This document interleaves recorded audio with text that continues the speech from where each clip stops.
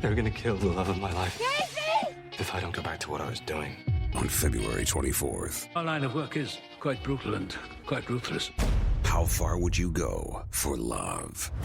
You steal truck, bring it to me. Then you make your money. Is it dangerous? Of course it's dangerous! Nicholas Hoult, Felicity Jones, with Ben Kingsley and Anthony Hopkins. All this trouble, all this pain, for love. Collide. In theaters February 24th. Rated PG-13. May be inappropriate for children under 13.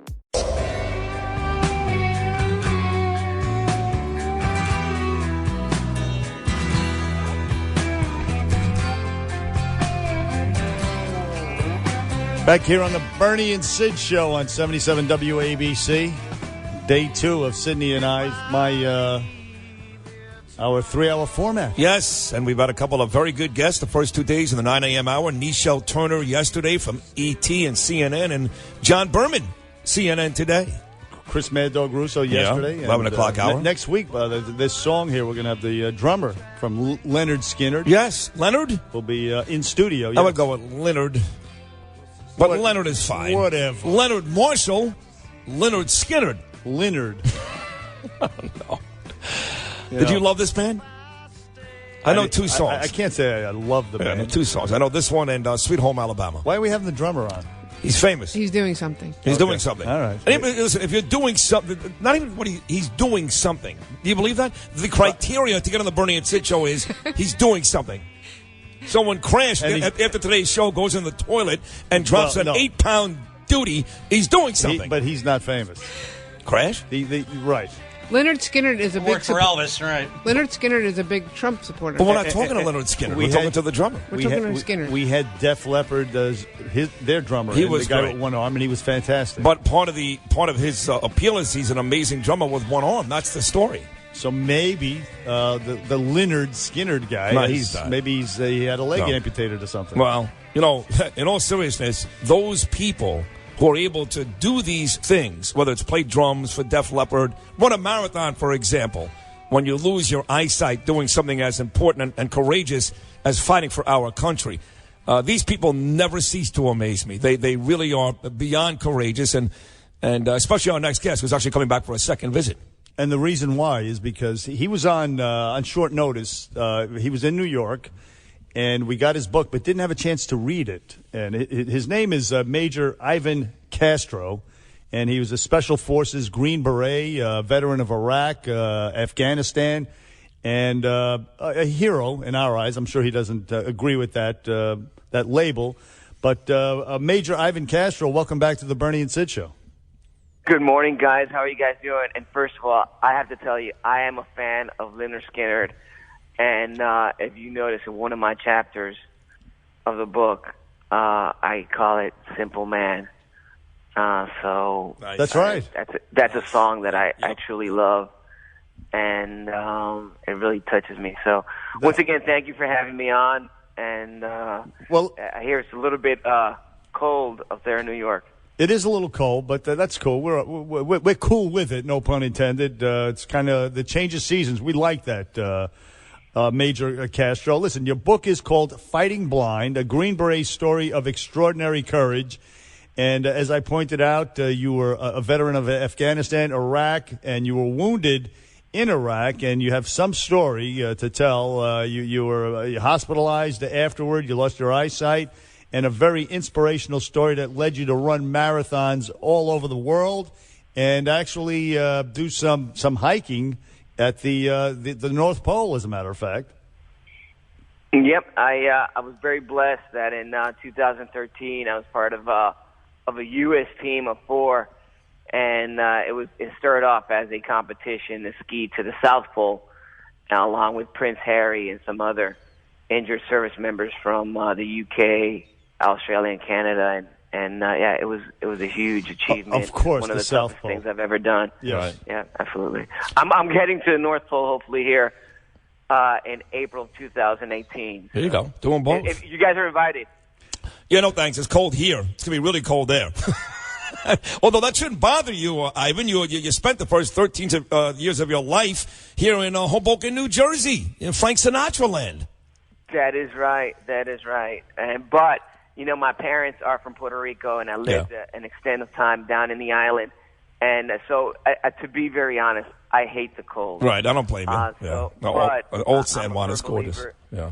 Yeah, I'm a firm believer. There's something that you hate, you just got to challenge it and go head on, and that's what I do. But he also lived in the Bronx. He did live in the Bronx too, yes. So are you training? I know that Boston is coming up next, which is another conversation. This movie coming out with Marky Mark. But my wife Danielle's run 13 marathons. She actually did. She PR'd Chicago last year, so she's able to run Boston this year.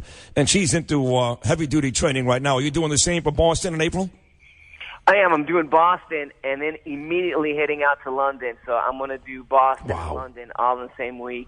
And that's for... if you want to be a real badass, Ivan, you got to do Big Sur, then Boston, then London over 3 weeks.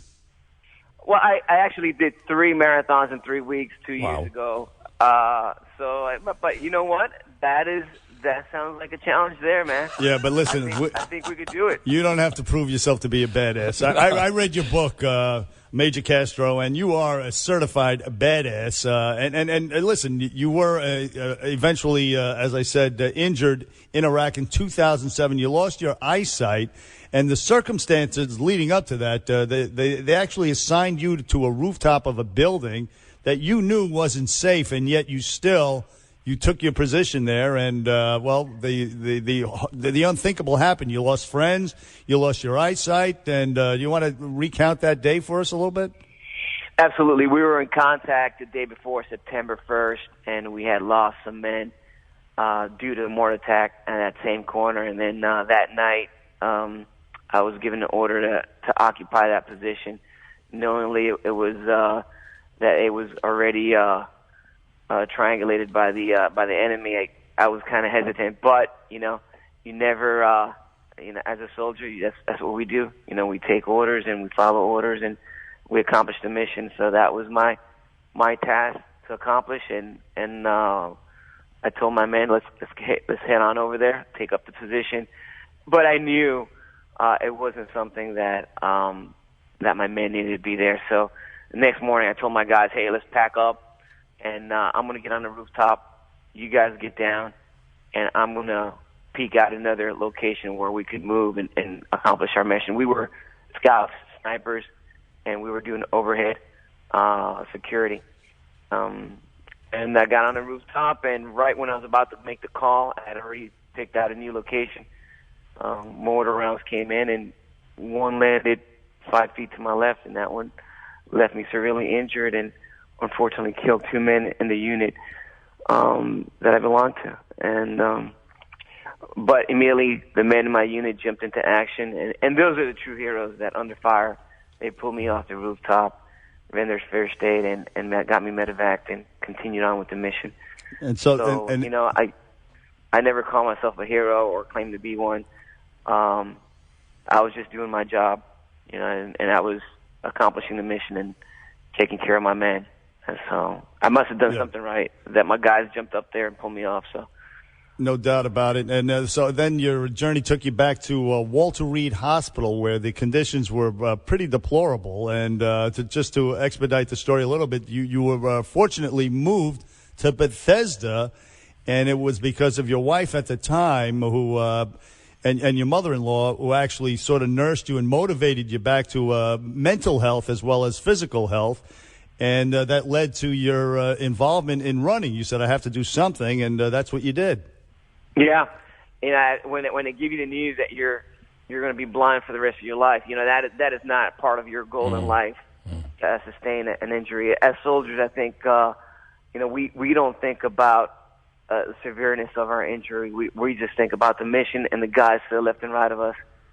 And even when you're getting ready to deploy.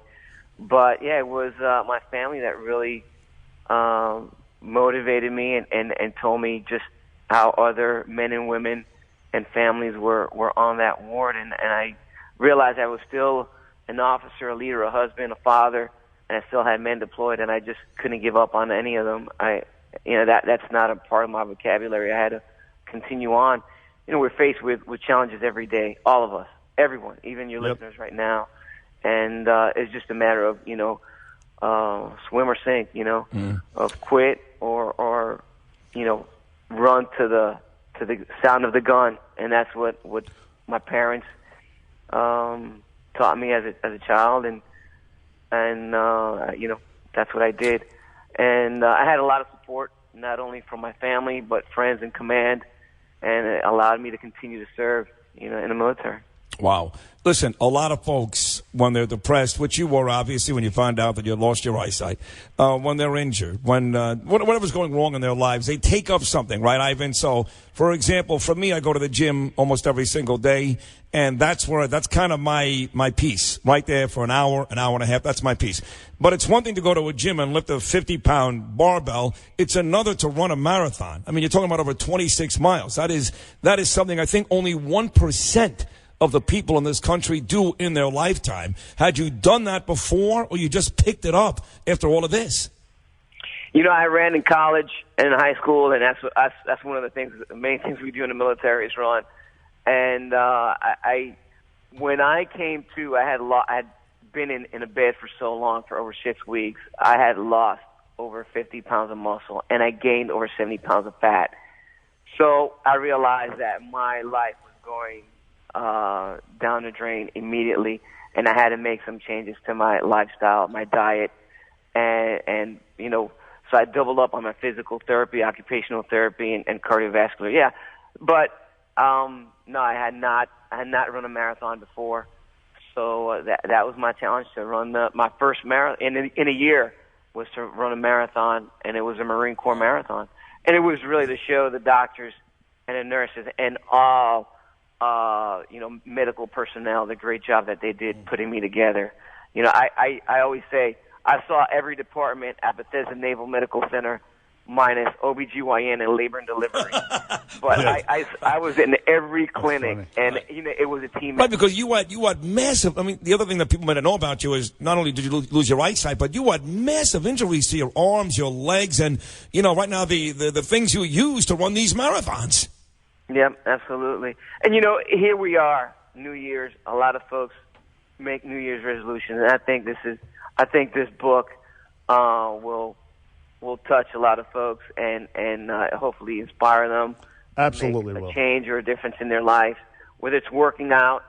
If a blind man who's old and blind and been through hell and back and death is able to turn it around, and there's a lot of things covered in the book. It's the book tells you about one life story. There's many folks that serve our military who are brave and courageous, but it tells you of my experience in the military, my life story, and I think a lot of folks can find themselves in a book.